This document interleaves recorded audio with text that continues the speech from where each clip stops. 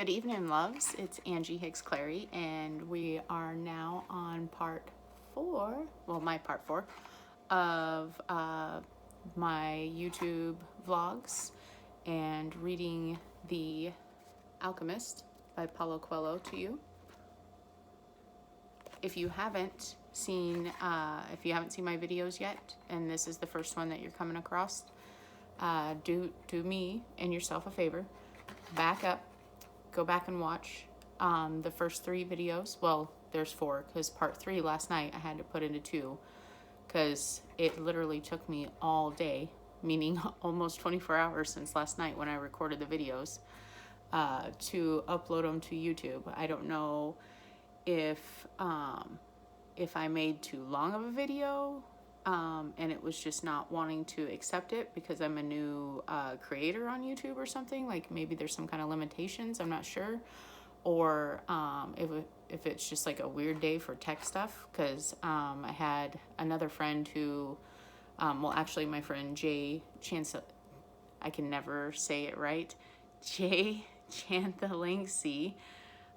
He is doing this awesome, literally free of charge, no, and I'm not joking, I'm not just saying that, like literally no cost, self-care challenge I've been participating in for the month of August. And every morning at 5:45 a.m.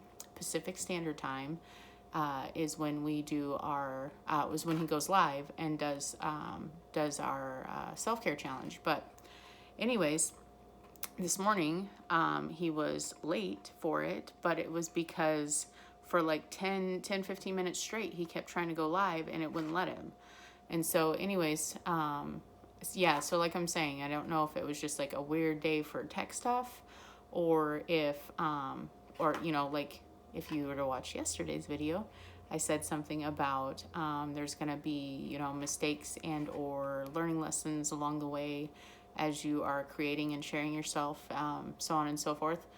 So anyways, long story short, I think that I am going to really strive to keep my videos to 15 minutes or less to start with, and then kind of go from there, and maybe do a little bit more research and see if there are specific guidelines for me right now as a new creator on YouTube. But before I get into my reading tonight, I just wanted to say that I did my grocery shopping today.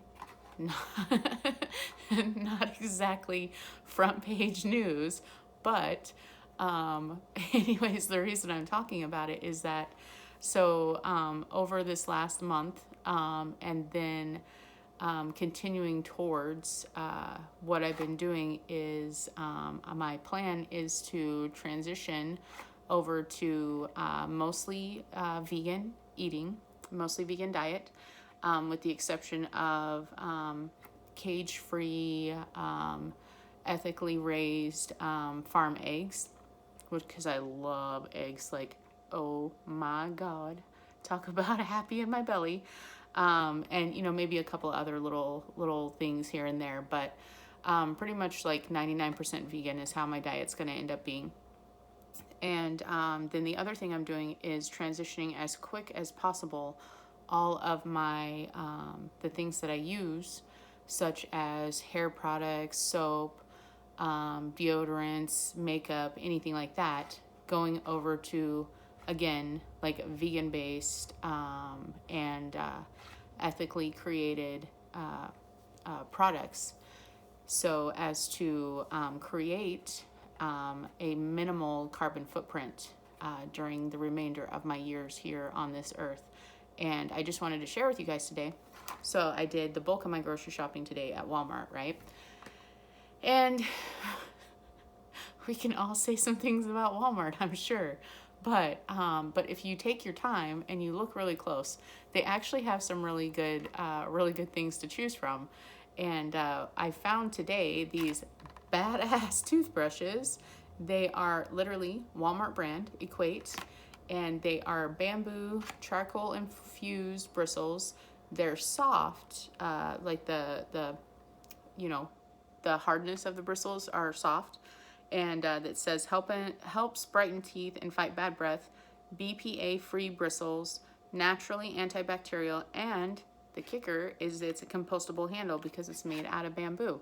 So instead of my typical plastic handle toothbrushes that I've been using that I actually really like because, you know, I feel like they clean my teeth really good, but every time I throw them away, how long does it take for them to, you know, decompose?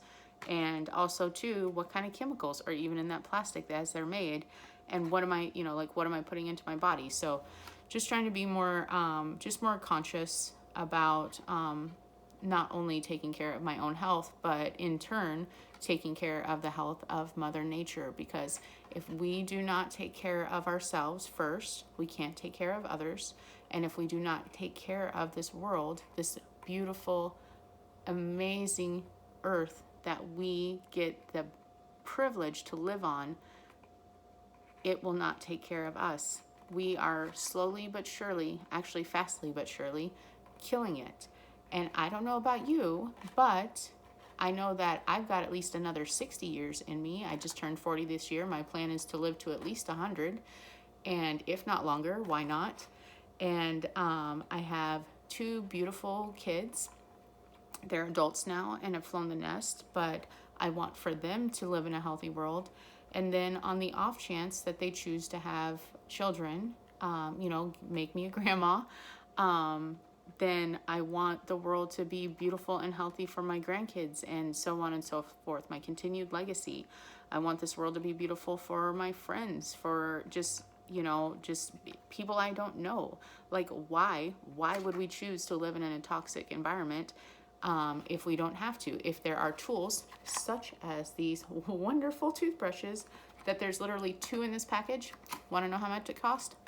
$4.48. Hello, can't go wrong there. Like, being healthy is not expensive. It does not have to be expensive. You just have to slow down, take your time, do some research, if I could talk. And before you know it, you would be, you'd just be doing good and feeling good.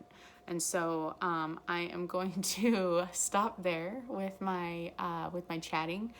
Because I can easily get on a tangent about being conscious of our environment and the fact that we have a moral obligation to take care of each other as human beings. Obviously within, you know, limitations with boundaries, because, you know, we're only human and we can only do so much. But anyhow, so I'm going to pick up where I left off last night with reading The Alchemist by Paulo Coelho. If you have this book and haven't read it yet, I strongly encourage you to read it. If by chance you don't have it and would like a copy, just search The Alchemist by Paulo Coelho on Amazon. I think when I searched it, it was like $17.98 or something like that. So literally $20. $20 is all you need. And then on the off chance that at this moment in time you do not really have the finances to purchase a book, then first go back and watch my videos from the first one, and then just keep following me, and I'm going to continue to make these little short videos, and you'll be able to experience this book with me by me reading it to you for free, literally no cost, because I want to help others feel good about themselves, to help them heal, anyways, to just be good humans, because the world needs more good humans. The world needs more peacemakers. The world needs more carers. You know, if you're an empath like me, where you literally feel everything bad in the world, but also everything good, you have it in your heart to fix, to heal, to just take care of others. So I'm already at 9.5 minutes. Woo, thought I wasn't going to have very much to talk about. So this might end up being another 2-part video, but that's okay, because like I was saying in last night's video, I've learned to not overthink, not worry about being scripted, to just speak from my heart and off the top of my head, and everything comes out exactly how it's supposed to.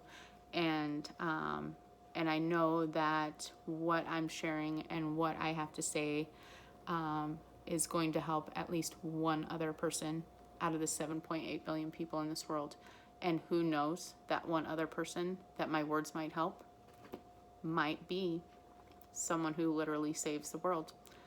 And who knows how or why, or like what they would do to do that. But I just know that I have it on my heart to share my little light, to be a little lighthouse on the shore,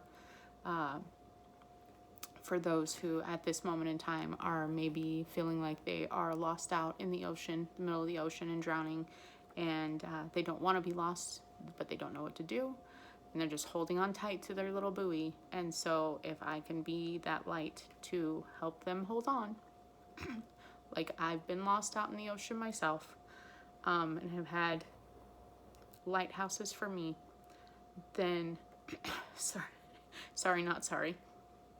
Emotions are a good thing. But anyways, if I can be someone, good Lord, if I can be someone's lighthouse, then I've done my job here. I've done what I was put here to do. So anyhow, all that is, I'm going to stop talking now and start reading. This is definitely going to be a 2-part video. I love you guys. Anyhow, so starting where I left off last night with The Alchemist by Paulo Coelho. What about 1/10 of my treasure? The old man looked disappointed. If you start out by promising what you don't even have yet, you'll lose your desire to work toward getting it. The boy told him that he had already promised to give 1/10 of his treasure to the gypsy. Gypsies are experts at getting people to do that, sighed the old man. In any case, it's good that you've learned everything in life has its price. This is what the warriors of the light try to teach. Remember, lighthouse? The old man returned the book to the boy. Tomorrow, at this same time, bring me 1/10 of your flock, and I will tell you how to find the hidden treasure. Good afternoon. And he vanished around the corner of the plaza. The boy began again to read his book, but he was no longer able to concentrate. He was tense and upset because he knew that the old man was right. He went over to the bakery and bought a loaf of bread, thinking about whether or not he should tell the baker what the old man had said about him. Sometimes it's better to leave things as they are. Psst, can't save all the puppies in the world, as much as you might want to. He thought to himself and decided to say nothing. If he were to say anything, the baker would spend 3 days thinking about giving it all up. Even though he had gotten used to the way things were, the boy could certainly resist causing that kind of anxiety for the baker. So he began to wander through the city and found himself at the gates. There was a small building there with a window at which people bought tickets to Africa, and he knew that Egypt was in Africa. Can I help you? Asked the man behind the window. Maybe tomorrow, said the boy, moving away. If he sold just one of his sheep, he'd have enough to get to the other shore of the strait. The idea frightened him. Another dreamer, said the ticket seller to his assistant, watching the boy walk away. He doesn't have enough money to travel. While standing at the ticket window, the boy had remembered his flock and decided he should go back to being a shepherd. In 2 years, he had learned everything about shepherding. He knew how to shear sheep, how to care for pregnant ewes, and how to protect the sheep from wolves. He knew all the fields and pastures of Andalusia. And he knew what was the fair price for every one of his animals. He decided to return to his friend's stable by the longest route possible. As he walked past the city's castle, he interrupted his return and climbed the stone ramp that led to the top of the wall. From there, he could see Africa in the distance. Someone had once told him that it was from there that the Moors had come to occupy all of Spain. He could see almost the entire city from where he sat, including the plaza where he had talked with the old man. Curse the moment I met that old man, he thought. He had come to the town only to find a woman who could interpret his dream. Neither the woman nor the old man were at all impressed by the fact that he was a shepherd. They were solitary individuals who no longer believed in things and didn't understand that shepherds become attached to their sheep. He knew everything about each member of his flock. He knew which ones were lame, which one was to give birth 2 months from now, and which were the laziest. He knew how to shear them and how to slaughter them. If he ever decided to leave them, they would suffer. The wind began to pick up. He knew what wind. Oh, excuse me. He knew that wind. People called it the Levanter, because on it the Moors had come from the Levant at the eastern end of the Mediterranean. The Levanter increased in